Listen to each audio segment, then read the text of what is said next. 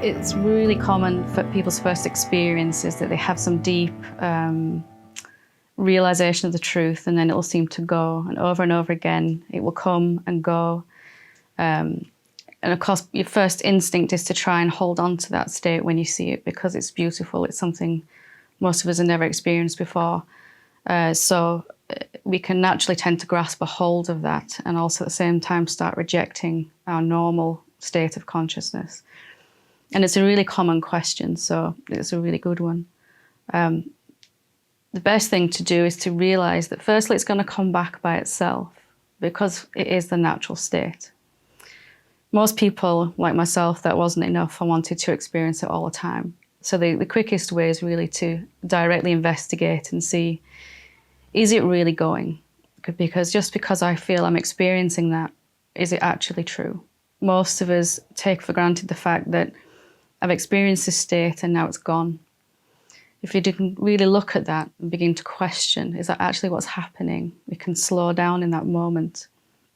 We might come to see that it's our attention that has gone from this state back to thoughts, to perhaps a sensation in our body or something going on in our environment. So the quickest way to really get to a place where we don't lose that is to question, actually, if we can.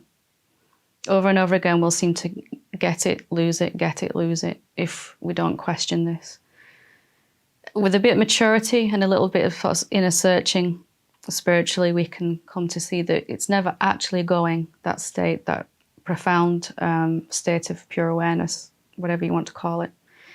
It's really our attention that gets dragged back to thoughts. Our attention moves away from that pure. It goes back to something that's making noise, like the mind or something going on in our body.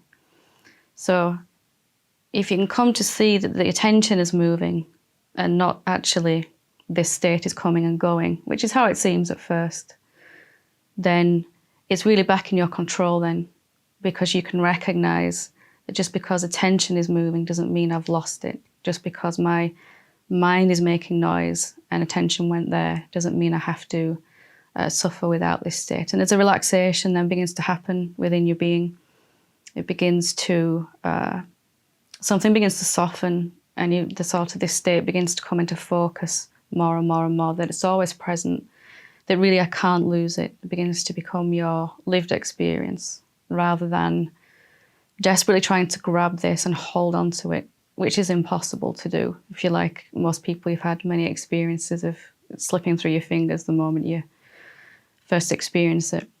So you can recognize a tendency that, of course, we want to hold on to it, but the best way to hold on to it is to not try to do that. Sounds counterintuitive, but in practice, it's the easiest way. And as you relax into this, you begin to see it's always here. It's what we really are. And as such, any sort of efforting to try and reach it is going to have the opposite effect. We're going to experience it coming and going more and more.